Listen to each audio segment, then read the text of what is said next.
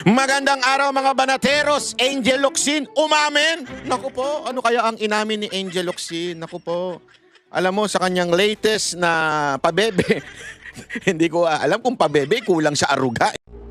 Nasaan ka nung nire-red tag ako kahit alam mong hindi totoo? Actually, kasama mo pa nga at katsikahan yung mga nagre-red tag, naghugas kamay at pumikit sa katotohanan. Sobrang hirap lumipad lalo kasi ako ganito. Ang dami mong satsat. Pero sa flood control at korupsyon, tahimik ka. Palibahasa, laos ka na.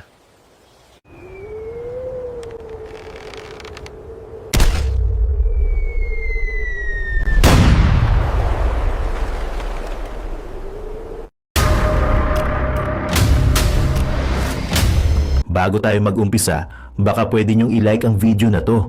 Malaking bagay ang like sa aming mga content creators. Maraming salamat po.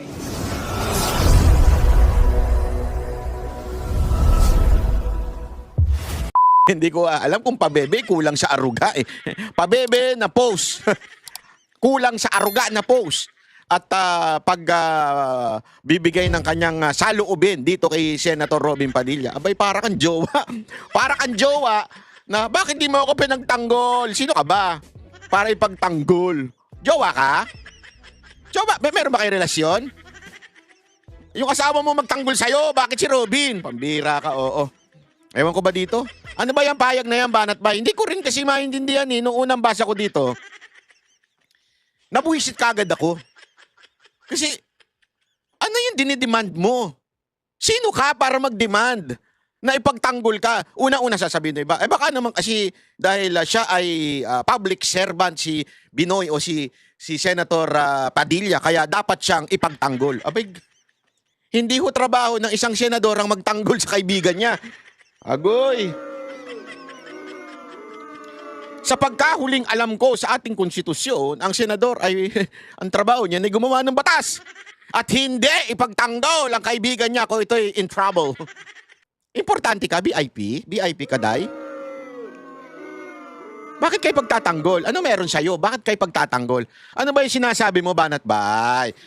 Bago tayo magpatuloy, syempre, bago natin i-discuss siya maya, marami tayo i-discuss ngayong araw na ito na mahalaga at importante. Mahalaga na, importante pa na mga bagay. Ay bago natin i-discuss yan, dapat kayo po ay mag-like at subscribe. Alam niyo ho ba yun? Ha?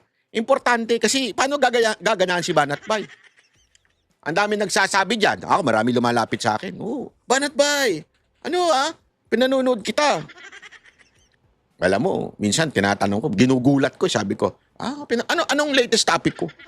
Alam nila yung latest topic ko. Oh. Subscriber ka, tingnan ko nga YouTube mo. Pagtingin natin, mga banateros, hindi nakasubscribe. Bakit gayon? Di ba? Bumabate, ngunit hindi nakasubscribe. Bakit gayon? Anong meron? Dapat po kayo mag-subscribe. Paano naman gaganahan si Banat Bay kung kayo ay hindi nakasubscribe? Mag-subscribe na po kayo. Madaling-madali lang po yan. Alam nyo po ba? Ito 50.4% ng nanonood ay subscriber. 50.4. As in 4, P-O-R.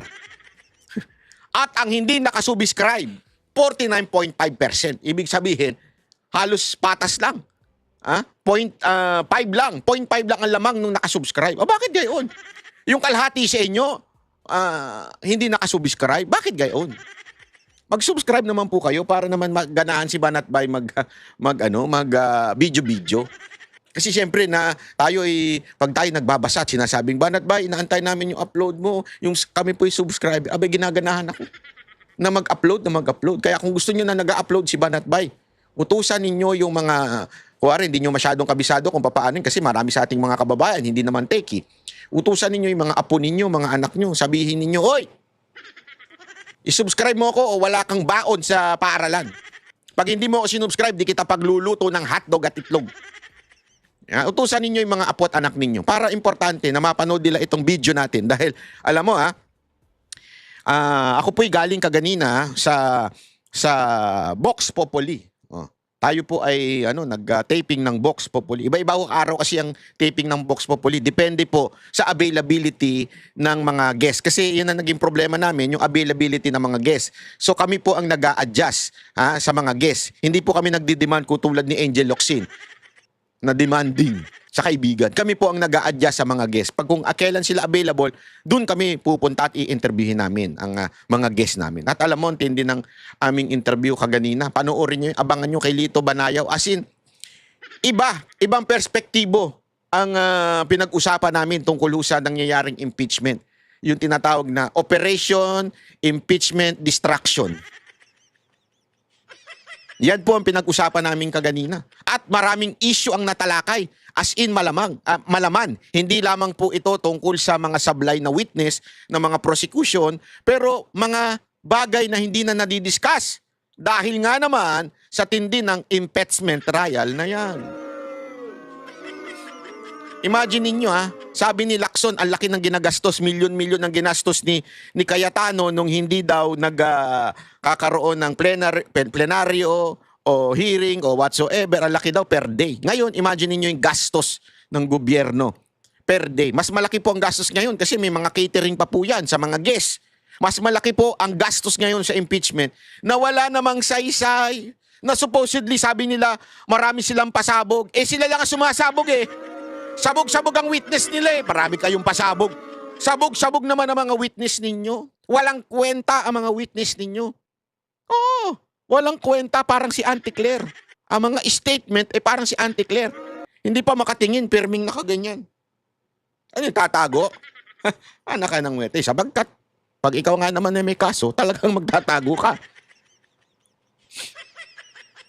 Grabe pala yung kaso niya. Na-discuss din yan ni Lito Banayaw, kaya panoorin nyo. I-upload ko yan dito sa aking channel dahil napakaganda po nung segment na yan kay Lito Banayaw. Ang dami niyang revelasyon.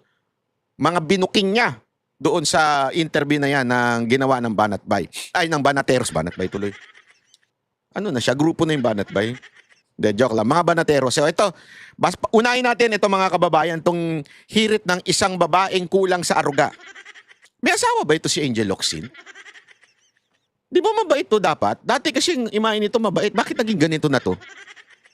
Kasi wala ng project. Ganun ba yun? Pag wala ng project, kailangan mag-ingay? Wala na kasing project ito Ano sa tingin ninyo?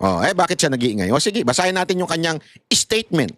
Dito tila may pag-amin siya na hindi nadidiscuss ng ibang mga vlogger pero tila may pag-amin siya dito. Eto, basa, sabi ni Angel Locsin. Nung mga panahong magkasama tayo, nako po, patay tayo dyan. Mariel, nako, pasensya na may nagbubuking. Madalas mong ikwento yung panahon na namundok ka at nag-armas para ipaglaban ang bayan. Anong ginawa ni Robin? Nag-armas siya at ipaglaban ng bayan. Sa madaling salita, naging NPA. Sabi mo pa nga, dinadalaw ka ng ex mo sa bundok. Naku po. Mariel, ano to? Mariel, mukhang ikaw ang pinatatamaan nito yung mga bagay na hindi mo na sinasabi kung ayaw mong awayin ka ng present. Bastos din ito no? Bastos paalala kaya ni Robin yung mga ginawa mo nung ex nyo, yung hindi mo asawa ngayon? Halimbawa lang Halimbawa, wala naman ako sinabing totoong nangyari to. Naalala mo ba nung nagsama kayo nung ex mo sa kotse at meron kayong himalang ginawa? Halimbawa lang. Ito hindi totoo Again ulitin ko, walang malis dito. Hindi ho ito totoo. Halimbawa lang, sinabi ni Robin yun sa isang taong babae na may ex. May ex siya na lalaki. Siyempre, alam naman. Pwede rin naman tomboy. May ex kang lalaki. Ngayon may asawa ka na. Biglang sasabihin sa'yo, alam mo ba? Naalala mo ba? Nung kayo nung ex mo, nagchuchuk-tsakan kayo dyan sa loob ng sasakyan, umuuga-uga pa yung sasakyan? Hindi, eto, halimbawa hindi ho totoong nangyari yan. Halimbawa lang. Gagawin mo pa ba yun? Sasabihin mo pa ba in public yun? Alam mo nang may asawa yung tao ngayon? Anong klaseng ugali meron ka, Angel Locsin? Sabi nga ng mga Gen Z ngayon, marami tayong mga kaibigan Gen Z. Sabi nga ng mga Gen Z ngayon, okay lang na maging gago, o di kaya ay maging irresponsible yung mga jowa nila, basta wag lang pag-uusapan ng tungkol sa ex, gulo yan. Pag pinag-uusapan ng tungkol sa ex, gulo yan. Mabanggit lang ang letrang X, gulo na. Kahit nga hindi mabanggit yung pangalan eh. Basta mabanggit lang yung letrang X, gulo na yan. No yan, alam mo ba, Angel Locsin? Tapos babanggitin mo pa dito na may alam mo na may asawa, yung tao na yon. Naku po. Sa statement mo na to, paragraph 2, section 1, article 3. Naging batas yun. Sa statement mo na to, kahit papaano, natuwa ako makita ulit yung dating Robin Padilla na nakilala ko, at least honest ka ngayon, kuya. Pag-amin ba to? Hindi ako nagtatanong nga, inaamin mo ba na natutuwa kang komunista si Robin? Ano ibig sabihin? Komunista ka rin? Hindi ako nagtatanong lang ako ha. This is an honest and curious question. Kasi, nung narinig ko yon na inamin ni Robin na komunista siya, gusto ko siyang i-text eh. Gusto ko siyang, bakit ka komunista? Labo mo naman, idol. Hindi, gusto ko siyang i-text ng ganun eh. Hanggang ngayon, komunista ka pa? Hindi kita susuporta kung komunista ka ngayon. Ha? Maaring ganun eh. Mabibuisit ka kasi hindi ako komunista. Buisit ako sa komunista. Buisit ako sa utak ng mga komunista. Kaya, nung narinig ko yung kay Robin, hindi ako natuwa. Kasi galit ako sa komunista. Hindi ko natutuwa sa kanilang ideolohiya. Pero, ngunit datapwat subalit dito sa iyong statement, caption, bakit ka natuwa? Di ba? Sa statement mo na to, sabi ni Angel Locsin, kahit papaano, natuwa. Natuwa o nalungkot? Natuwa. O sakto lang, natuwa. Natuwa akong makita uli yung dating Robin Padilla. Eh ano ba yung dating Robin Padilla? At ano yung statement na yun? Na komunista si Robin. Ba't ka natuwa? Huli ka doon, pero di kulong. Huli, pero di kulong. Si Angel Locsin, yari na. Ito ba'y pag-amin mo na ikaw ay dati rin komunista? Ako'y nagtatanong lang, Angel Locsin. Nagtatanong lang ako. Bakit ka natuwa nung umamin si Robin Padilla? Meron ba kayong usapan nun na pareho kayong komunista nun? O baka ngayon, hanggang ngayon, komunista ka pa rin? Magtatanong ako ha, hindi kita nire-red tag. Magkaiba yun. Ayang ano naman sa red tagging mo. Gagawin nyo pang batas yan. Kayo, isipin nyo to ha, sila ang nagbibigay ng statement at pahayag na tila sila ay sumusuporta, natutuwa sa pagiging komunista, tapos magagalit sila pag tinanong sila at binanggit na komunista sila. Ako hindi ko binabanggit. Wala akong kaalaman tungkol sa'yo kung komunista ka ba, NPA ka ba. Basta ang bali-balita ay umakyat ka daw doon sa bundok with, alam mo na yung typical reasoning ng mga makakaliwa na kesyo exploration, helping the IPs, yan yung mga ano nila palusot nila eh. Sabi ko nga sa inyo someone has tried to recruit me and Mocha to go up in the mountain. At ang dahilan pa nga nila, kasi alam nilang Duterte supporter kami, huwag kayong mag-alala. Gusto lang kayong ma-meet ng mga NPA to sa anniversary. Gusto daw pinapatawag kayo, gusto kayong i-meet. Akyat tayo sa bundok. Diyan sa Davao City. Malapit sa Davao City. Akyat daw, i-meet yung mga NPA. At ito daw, exploration, kuno-kuno lang. Alam mo, buti nagtanong-tanong ako May kilala kasi tayo mga intelligence officer noong time na yun. Tinanong-tanong ko kung ano yun. Ang sabi, nako, na-pinpoint na kayo, nire-recruit na kayo. At pagdating nyo doon, mapipilitan na kayo sumanib sa mga NPA. No choice na kayo. Baka pasumpain na kayo doon. Sabi ko, wag ka mag-alala, sir. General, hindi po ako gumigising ng umaga kaya hindi nila ako mapipilit doon. Ganun ba? Okay. Sige, tamad ka pala. Oo naman. Pag-aakyati mo ako ng bundok, okay ka lang? Umakyat ka ng hagdan namin, hindi ko ginagawa. Isang floor lang. Biro lang. Pangatlo. Third paragraph. Pasensya na sa paubo-ubo natin. Alam ko naman may ubo rin kayo. Sabayan nyo na lang ako. Pag umubo ako, doon na rin kayo umubo. Alam ko may sakit din kayo Huwag na kayo magpalusot. Pare-pareho tayo may sakit. Malala ang sakit ngayon Hindi lang pinapansin. Pero malalang sakit-sakit ngayon. Kaya ano nyo na. Okay? Ito. Ituloy pa natin. Ang tanong ko lang, nasaan ka nung panahong nire-retag ako? Kahit alam mong hindi totoo? Actually, kasama mo pa nga at katsikahan yung mga nagre-red tag, naghugas kamay at pumikit sa katotohanan.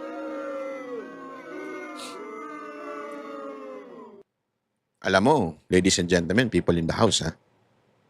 Sa totoo lang po, yung mga ganitong banat. Banat ito ng mga babaeng kulang sa aruga.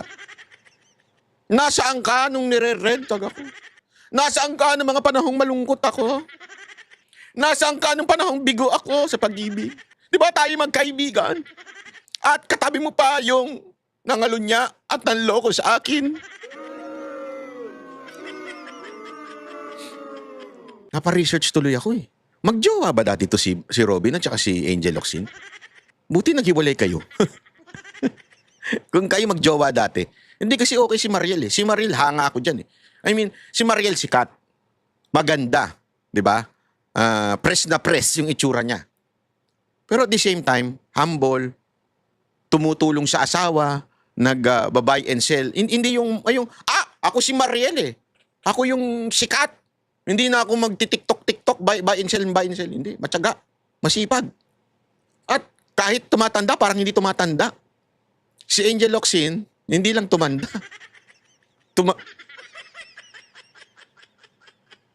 Buti talaga. Hindi ako sure kung naging sila ha. Pero kung naging sila, buti na lang naghiwalay kayo. Mahirap yung ganitong jowa. Yung kulang sa aruga. Yan ang ayoko kaya ako di ako nagjojowa eh. Ayoko yung paalaga. Alam mo yung paalaga? Ayoko talaga nun.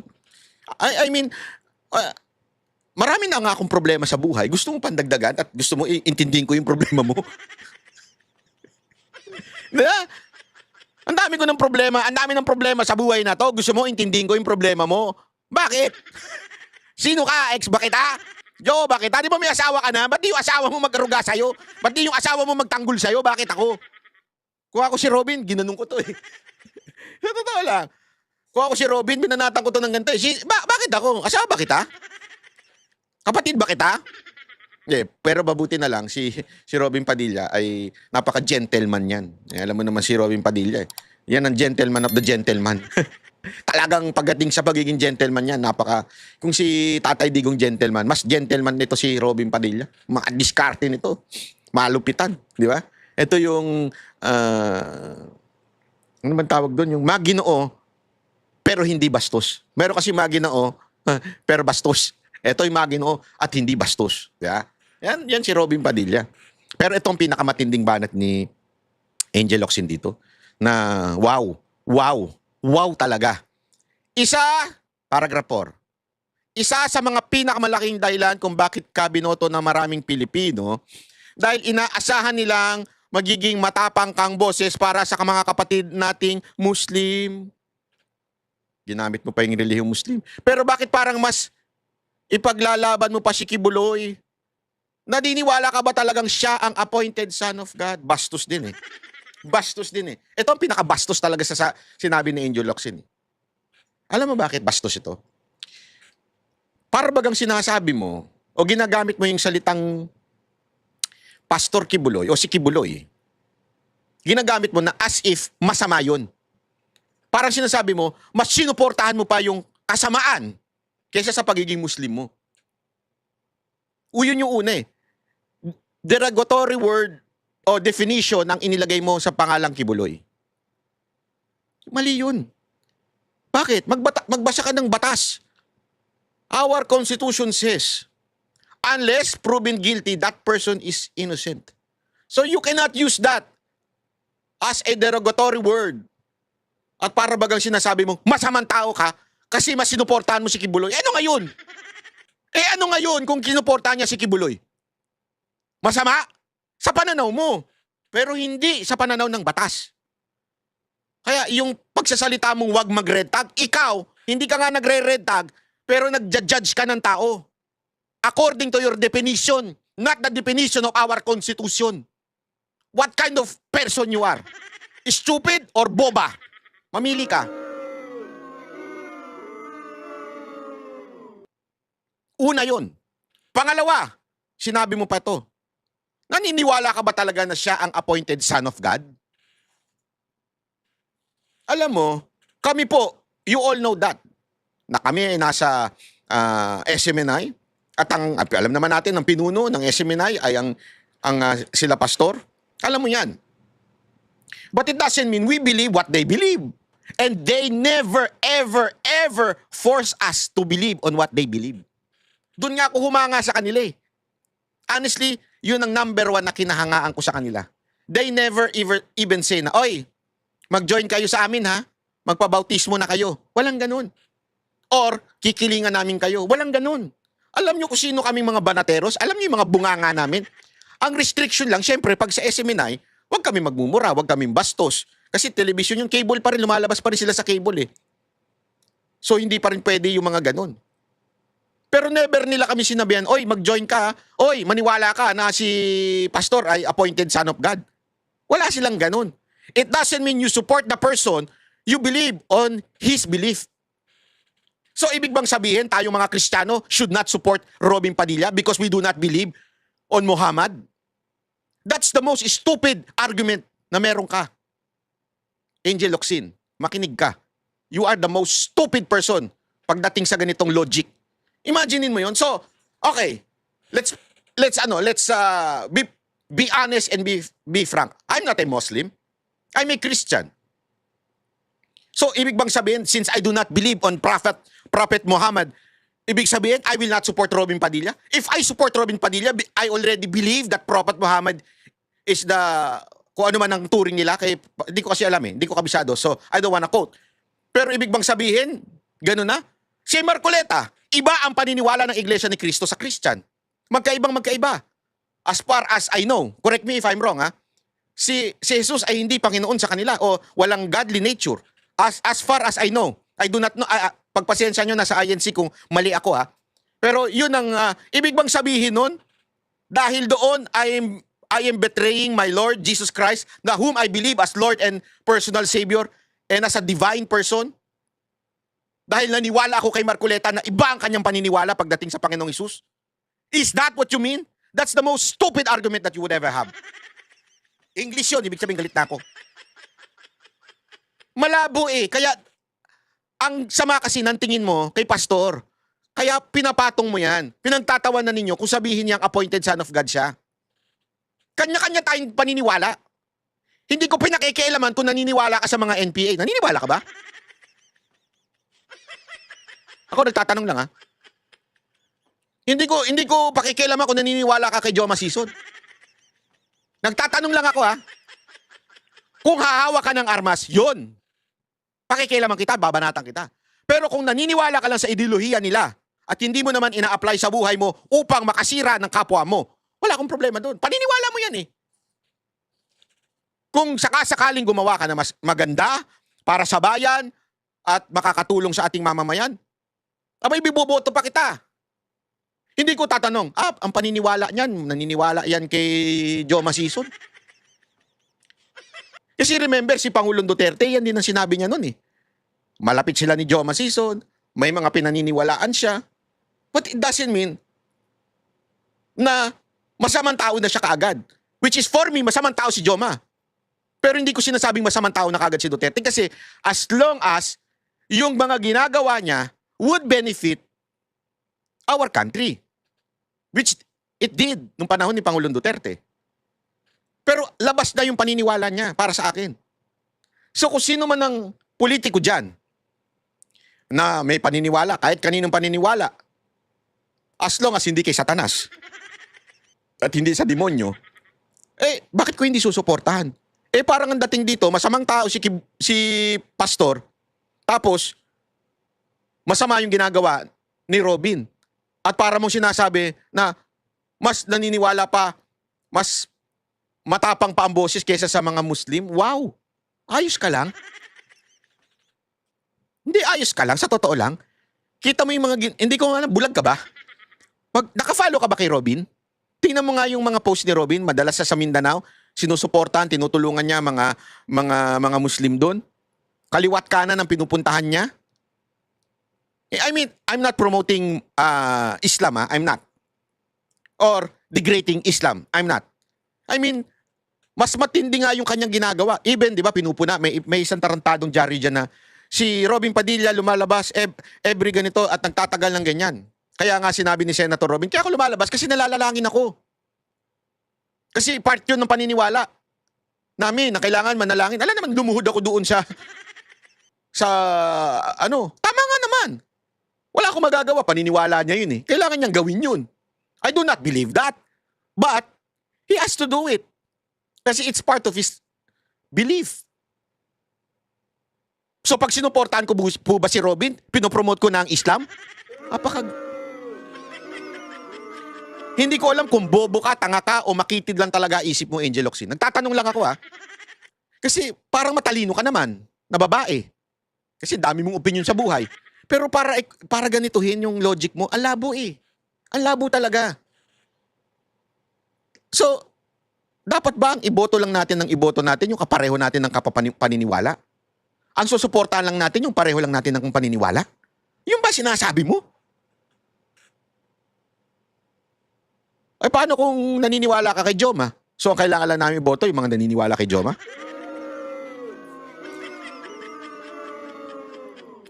Isa ka sa pinaka makabayang taong nakilala. Paragraph 1, 2, 3, 4, 5, 5. Ikaw si Andres Bonifacio. Kaya nakakalungkot pag nakababasa ako ng stand mo pagdating sa China. Wow! Hindi itong Robin Padilla nakilala at hinangaan ko. Alam mo ba na isa si Robin sa mga nangunang pumunta doon? Hindi lang siya katulad ni Ontiveros at ng mga lintik na akbayan na yan na kailangan may marching band pag pumunta doon. Isa si Robin sa mga naunang pumunta doon. Dala-dala ang flag ng Pilipinas. Hindi mo ba alam yon? Taga ka ba talaga? Hindi ka ba marunong mag-research? I-google mo, dati nga Google lang, ngayon may ChatGPT na, di yung pa ginagawa. Libre na, may bayad pa rin ChatGPT. Yung Google, wala. I-ChatGPT mo naman, isa sa mga naunang pumunta doon. Hindi maingay, nakatulad ni Ontiveros na kailangan may marching band. I mean, bakit? Bitter ka? Alam mo yung, ito yung opinion ko lang. Hindi ito ang katotohanan. Ito yung opinion ko lang. This is not a fact. Para tuloy na isip ko, parang may pas sila ni Robin, ano? Parang yung tampo niya, parang hindi siya naka-get over. Yung mga babae hindi nakapag-get over sa ex. Lahat talaga gagawin para sirain yung tao, yung ex niya. Maaaring gawin, siraan sa mga taong nasa paligid, siraan sa mga kaibigan, siraan sa present niya. Parang ganun ang dating ni Angel Locsin eh.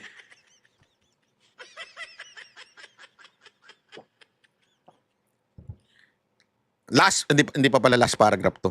Kahit paano, alam kong halos pareho tayo ng landas na dinaanan. Parang pag-amin talaga na meron silang pinagsamahan noong panahon na komunista at umakyat ng bundok si Robin, ano? Galing sa hirap, nagtrabaho ng maaga, tinangkilik at napasaya ng mga tao. Ang utang na, yun daw yung ang utang na loob natin ay ating Diyos at sa lahat ng Pilipino, hindi lamang sa isang tao. Tama na kuya, gising na, hindi pa huli ang lahat. Alam mo, Angel Locsin, ikaw ang kailangan gumising. Ako may mensahe sa'yo.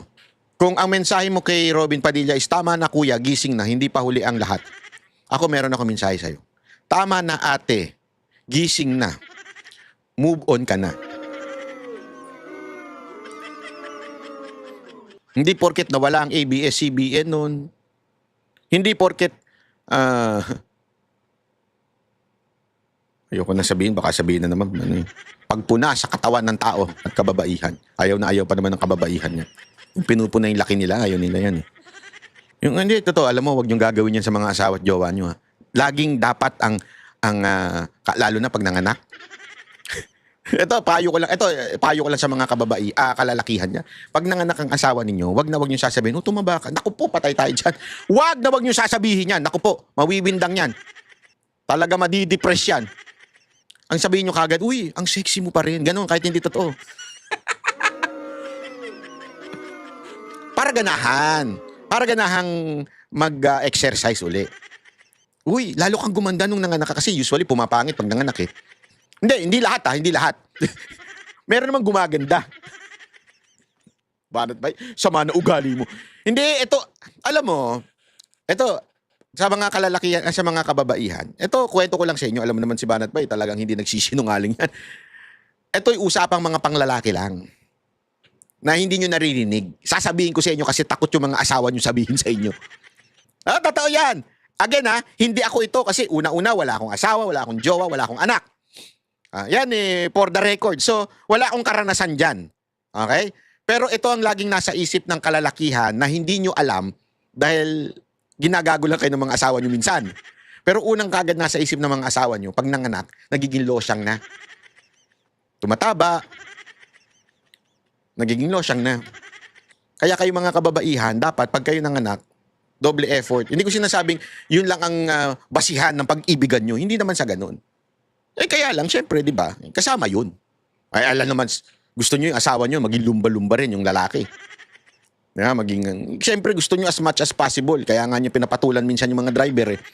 Hindi naman lahat din. Lalo na baka binata yung mga driver. Kaya nyo pinapatulan din kasi yung asawa ninyo lumobo na eh. Puro beer na yung laman ng tiyan eh. Real talk lang mga kababayan ha. Sama na ugali. Huwag niyong papanood nyo to sa mga asawa ninyo. Ba't ba tayo napunta doon? Kasi si Angel Locsin ang kulit eh.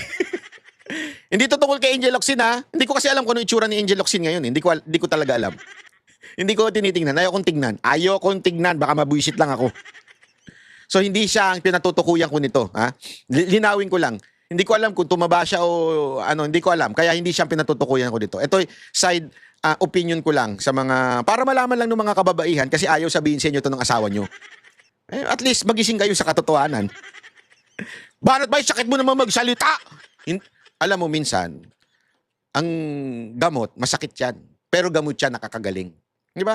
Halimbawa, ikaw ay tuturukan kasi may sakit ka. Masakit yan. Makirit yan. Mga ganun-ganun yan. Pero gagaling ka dyan. Halimbawa, yung mga mukha nyo, pagka tinantad na yan ng botox, masakit yun kasi haba na needle nun, di ba? Pero, masakit yun, pero gagaling itsura mo, gaganda itsura mo. Hayop ka. Anyway, tapos na tayo dyan kay Angel Locsin. Angel Locsin, ang payo ko lang sa'yo, tama na, gising na, mag-move on ka na sa buhay.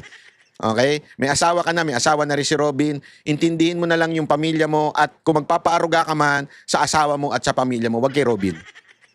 Ilayo mo siya sa akin. Anyway, eto, pag-usapan pa natin yung... Ay nako, grabe kasi, Grabe yung mga pangyayari ngayon, Ang lupit talagang... yung mga krimen ngayon. Kasi ngayon, trending. Kung mga hindi kayo taga-Pilipinas, malamang di nyo nabalitaan. Pero malamang nabalitaan mo rin dahil sa social media. Yung nangyayaring pinapatay ngayon ng mga rider. Hino-hold up. Dati kasi hino-hold up lang. Ngayon, pinapatay na. Sinasaksak na. Alam mo, nung nag-uusap kami nung isa kong kaibigang rider, sabi ko nga sa kanya, alam mo, ingat kayo kasi kung ang kahirapan lang ang dahilan, kaya yung mga yan hold up, hold upin ka lang yan. Alam mo kung bakit? Kasi kahit papaano, may mga hold up, depende sa amount na available. So mahuli man sila. Diba? Kutsilyo lang ang hawak, o di kaya peking baril. Hindi mapatunayang totoo yung baril. Available yung iba na kaso. So, kung pera lang talaga ang gusto niya mga hold-upper na yan, malamang sa malamang, hinold up lang kayo yan. Hindi kayo papatayin. Pero anong dahilan, bakit ngayon pinapatay? Alam niyo kung bakit? Droga. One, lalakas sa loob mo. Talagang iba tama ng droga sa utak mo. Pangalawa, talagang wala ka ng pakialam sa buhay ng tao. Kasi nga, again, dahil po sa droga. Alam nyo, matindi na itong nangyayari sa bayan natin na ito. Dahil nakakaawa. I mean, ako minsan, marami akong nai-encounter na kamote rider. Marami naman talaga kamote rider. Maraming matino, pero marami rin kamote rider. Pero minsan, alam mo, iniisip ko na lang sa sarili ko para hindi ako ma-high blood. Banat ba pagbigyan mo na lang kasi nagtatrabaho yan mula umaga. Mababasa sa ulan. Matutuyo ang pawis dahil biglang iinit ng sobrang tindi. Tapos talagang pagod na pagod. Tapos minsan ang dami pang tarantadong mga nagbubuk. 'Di ba? Yung ang gulo-gulo mag-book.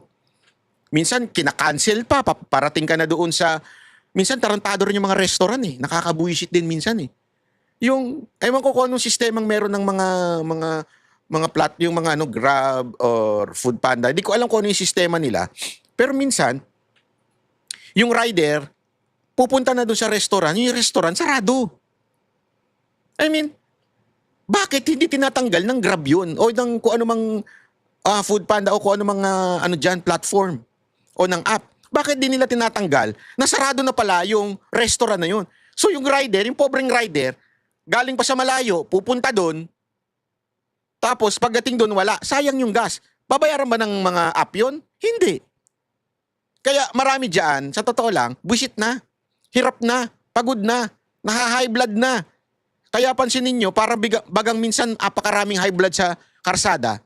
Hindi, eto bigyan ko kayo ng halimbawa. Sa China, gustong-gusto ko kasi electric na. Lahat kotse. Bibihira na lang ang mga truck na lang siguro. Pero bibihira. Ang tahimik sa kalsada. Ang maririnig mo lang, yung busina. Mahilig silang bumusina. Hindi ko alam bakit Kasi nga, ayaw nila ng, ewan ko, kung ayaw nila ng tanga o ayaw nila ng mga walang pakundangan na driver. Kaya malayo pa lang binubusinanan nila. Pero, hindi mo makikita yung road rage. Sabi ko nga, kung ito nangyari sa Pilipinas, yung ganyang katindi bumusina, road rage na to. Alam niyo kung bakit? Mainit ang ulo ng mga Pilipino Mainit pa yung parang, dapat mainit din naman dun. Pero, bakit hindi sila nag-aaway? Kasi siguro, hindi pa ganun kapuno ang salop. Ika nga, ibig sabihin, hindi pa ganun ka pagod. Kasi madali ang trabaho. Hindi katulad dito, sira-sira na daanan, sobra pan traffic, ang daming pantarantado, ang mga restaurant, mga customer, ang dami pang ganun. Na ang daming, sabihin, pagdating doon sa away sa kalsada, napuno na sila, kaya sumasabog na sila. Sa China, hindi sila puno. Parang trip lang nilang bumusina. Kasi nakaka-istorbo ka. Tabi ka dyan. Chang. Salis ka. Okay na, tapos na usapan. Hindi nakakabulin. Dito kabulan di ba? Ganon. So, anong point ko dito? Ang hirap na nga ng trabaho ng mga rider. Kaya nga minsan, iniisip ko na lang, kaya mo na, pagbigyan mo na, kung minsan kabote, hinahayaan ko na lang, hindi na ako nakikipag-away, bahala kayo. Anyway, mainit na ulo nyo. Hindi kasi naintindihan ko, nagbumotor din ako Mainit Kaya kaka-high blood kasi mainit. Iniisip ko na lang, advantageous ka na nga, nasa loob ka na nga ng sasakyan, aircon. So, pagbigyan mo na, bahala na lang, o kaya mo na lang sa sila. Di ba? Ganun na lang iniisip ko. Pero ito matindi. Hirap na nga ng trabaho sila, pinapatay pa. Alam niyo kung bakit? Napapabayaan na kasi. Sa loob-loob ko nga kung ito, nung panahon ni Pangulong Duterte nangyari, naku po, maniwala kayo. Yung binugbog, hindi lang binugbog yung abot nun. Baka nadulas na yun sa CR at nabagok na yun. Hindi sa nagbibiro ako Ay, alam ko, sasabihin na naman ng iba, human rights. Pero, this is what's happening because of your freaking fucking Ama naming Diyos na makapangyarihan sa lahat, salamat po sa iyong pagmamahal na hindi nagmamaliw. Sa gitna ng kaguluhan sa aming bansa, turuan niyo po kaming magtiwala sa iyong hustisya at hindi sa hustisya ng tao. Linisin niyo po ang aming mga puso at ituro niyo po ang tamang daan ng katotohanan at pag-ibig. Tulungan niyo po kaming maging ilaw sa gitna ng dilim at ipakita sa mundo na may pag-asa pa sa pangalan ng aming Panginoon Hesus. Salamat po sa pag-ibig po ninyo at salamat sa pagdinig ng aming mga panalangin at iligtas niyo po kami. Sa pangalawa po niyong pagparito at patawarin po kami sa lahat ng aming mga pagkukulang at pagkakasala sapagkat ito po ang aming samutiling sa matamis na pangalan ng aming Panginoon Hesus. Amen. Sa lumang silid, mag-isa kang tahimik. Walang kamera, palakpak ay wala na. Ngunit sa bawat pader ng bayang iniwan mo, may pangalan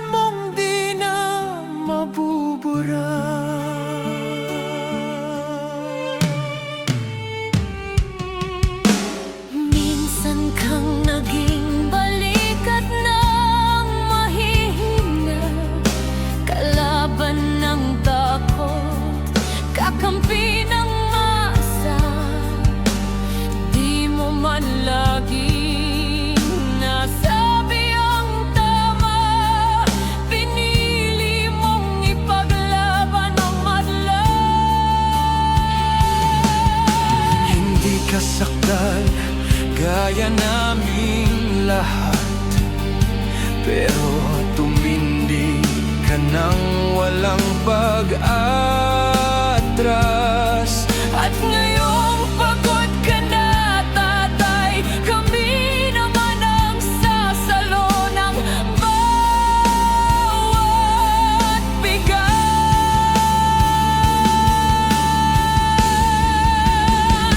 Hanggang sa dulo, ikaw ay mahal. Kahit papagod na ang iyong katawan. Tatay, salamat sa iyong paglaban. Ngayon, kami naman hanggang sa dulo. Di ka namin iiwan. Ang kwento mo'y dala ng bayan.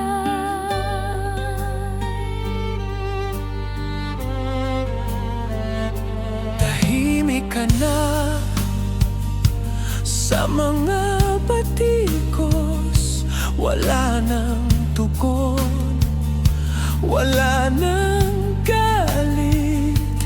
Pero sa mata ng mga maralita, naroon pa rin ang tapat mong alaala. Marami mang di nakaintindi, marami pa rin ang di nakakalimot. At ngayong wala ka ng kapangyarihan, tatay, ang magtatanggol sa'yo ay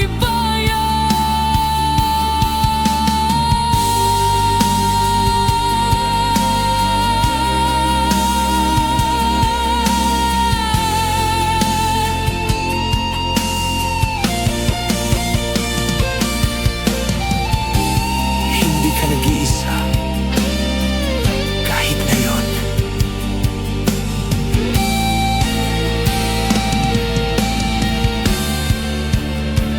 Hanggang sa dulo, tangan ka pa rin sa puso ng batang minsan mong pinakain.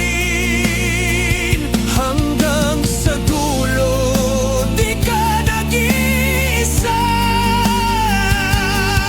Ang dasal ng bayan ay sa'yo pa rin. Katay, kami naman ang lalaban sa ngalan mo, sa alaala mo.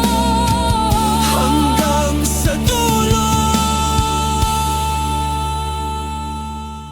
dalangin ka ng puso ng masa.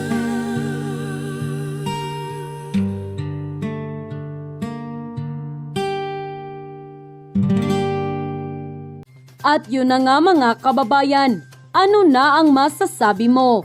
Kung mayroon kayong hinaing at komento patungkol sa balitang ito, please comment down below.